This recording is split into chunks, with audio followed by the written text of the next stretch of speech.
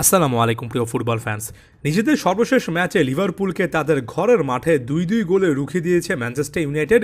যেহেতু এটা একটা অ্যাওয়ে ম্যাচ ছিল ম্যানচেস্টার ইউনাইটেডের জন্য এবং অ্যাট দ্য সেম টাইম ইপিএলে লিভারপুলের সাম্প্রতিক ফর্ম, ম্যানচেস্টার ইউনাইটেডের সাম্প্রতিক ফর্ম, যেখানে তারা পয়েন্ট টেবিলে সেরা 10-এও নেই, সর্বশেষ 4টা ম্যাচে এ ম্যাচের আগে হেরেছিল। এবং সাম্প্রতিক বছরগুলোতে ম্যানচেস্টার ইউনাইটেড যেভাবে লিভারপুলের মাঠে একের পর এক ম্যাচে খারাপ খেলেছে, সেটার প্রেক্ষিতে এখানে যদি কোনো একটা দলকে শেষ পর্যন্ত শেষ হাসিটা নিয়ে মাঠ ছেড়েছে এমন কথাবার্তা বলা যায় বা এমন ট্যাগ দেওয়া যায়, নিঃসন্দেহে সেটা ম্যানচেস্টার ইউনাইটেড। আলাদা করে দুজন আর্জেন্টাইন ফুটবলার রীতিমতো নজরকাড়া ফুটবল খেলেছেন। তাদের মধ্যে অন্যতম লিজান্দ্রো মার্টিনেজ এক কথায় মাস্টার ক্লাস একটা পারফরমেন্স দিয়েছেন, ডিফেন্সে খেলে একটা গোলও পেয়েছেন। অন্যদিকে আলেহান্দ্রো গার্নাচো বদলি হিসেবে নেমে একটা গোল ক্রিয়েট করেছেন, অর্থাৎ গুরুত্বপূর্ণ একটা অ্যাসিস্ট করেছেন। অর্থাৎ এখানে এই ড্রটার পেছনে আর্জেন্টাইন পারফর্মারদের একটা স্পষ্ট ভূমিকা ছিল। শেষের দিকে এসে ডিফেন্ডার হ্যারি ম্যাগুয়ার যদি গোল করতে ব্যর্থ না হতেন, যদি একটা সুযোগ না হারতেন, তাহলে ম্যানচেস্টার ইউনাইটেডের হাসিটা আরও চওড়া হতে পারত। আমি শুরুটা করছি লিজান্দ্রো মার্টিনেজকে দিয়ে।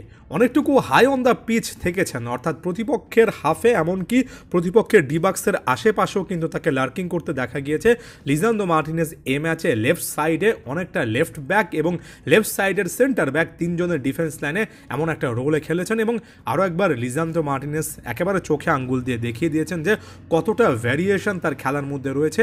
মূলত একজন সেন্টার ব্যাক হিসেবে দুজনের সেন্টার ব্যাক জুটির যে একটা প্রসেস, সেখানে এস্টাবলিশ একজন প্লেয়ার হিসেবে খেলেন। তবে লিজান্দ্রো মার্টিনেজকে একই সঙ্গে আপনি তিনজনের সেন্টার ব্যাক লাইনের অনেকটা সেন্টার ব্যাক পাশাপাশি একটু অ্যাটাকিং ফ্রিডম দিয়ে অনেকটুকু তিনি লেফট ব্যাক বা লেফট উইং ব্যাক পজিশনে চলে আসতে পারেন, এমন একটা রোলে খেলানো যায়। আর এই কারণেই স্পেসিফিক্যালি যে পারফরমেন্সটা তিনি দিয়েছেন এ ম্যাচে লিভারপুলের বিপক্ষে, এই কারণেই লিওনেল স্কালোনির সিস্টেমে লিজান্দ্রো মার্টিনেজ এতটা গুরুত্বপূর্ণ একজন প্লেয়ার। শুধুমাত্র যে গোলটা পেয়েছেন ব্যাপারটা এমন নয়, একটা কি পাস জেনারেট করেছেন অনেকটুকু নিচ থেকে। অর্থাৎ লিজান্দ্রো মার্টিনেজ এ ম্যাচেও দেখিয়েছেন যথেষ্ট নিচে থেকে কিভাবে ফাইনাল থার্ডে বল বাড়াতে হয়। তিনি যেহেতু আয়াক্সে একটা লম্বা সময় ধরে সেন্ট্রাল ডিফেন্সিভ মিডফিল্ডার হিসেবে খেলেছেন, বল পায়ে তার স্কিলগুলো দেখতে যথেষ্ট ভালো লাগে এবং একই সঙ্গে তিনি কিন্তু অনেকটাই ভালো অ্যাকুরেসির সঙ্গে লং পাস দিতে পারেন, যেটা একটা দলকে অনেকটুকু হেল্প করে। এর পাশাপাশি ডুয়েলসে ভালো মুন্সিয়ানা দেখিয়েছেন।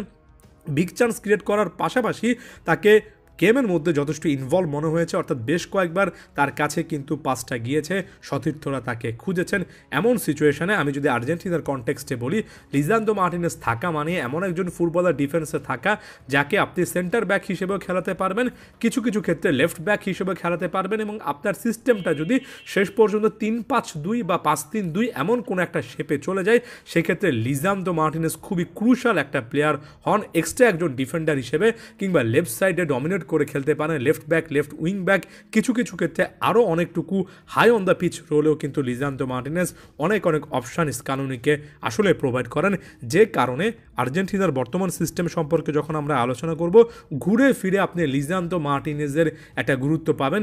এখানে মার্কো সেনেসি কিংবা এই টাইপের লেফট ফুটেড একজন ডিফেন্ডারের তুলনায় লিজান্দ্রো মার্টিনেজ যথেষ্টুকু আলোচনায় এগিয়ে থাকেন, এই কারণে যে তিনি ভার্সেটাইল একজন ফুটবলার, নানা পজিশনে খেলতে পারেন।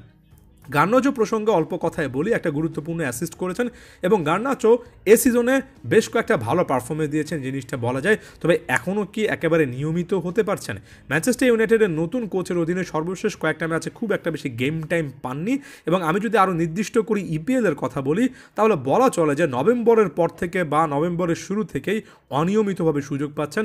অর্থাৎ এখানে সিস্টেমে খুব একটা বেশি আলেহান্দ্রো গার্নাচো স্টার্টিং লাইনআপে থাকার মতো সিচুয়েশনে নেই। এই জিনিসটা গার্নাচোর জন্য খুবই ক্রুশাল একটা ফ্যাক্টর। আশা করব সামনে যখনই সুযোগ পাবেন তখনই গার্নাচো স্টার্টিং লাইনআপে এসে ভালো পারফরমেন্স দিতে পারবেন।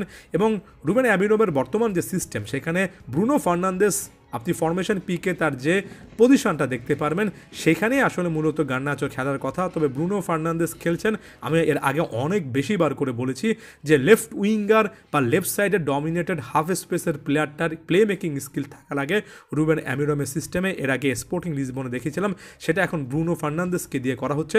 তবে গার্নাচোকে সুযোগের জন্য অপেক্ষা করতে হবে, যখন সুযোগ পাবেন এভাবেই কাজে লাগাতে হবে। ধন্যবাদ সবাইকে।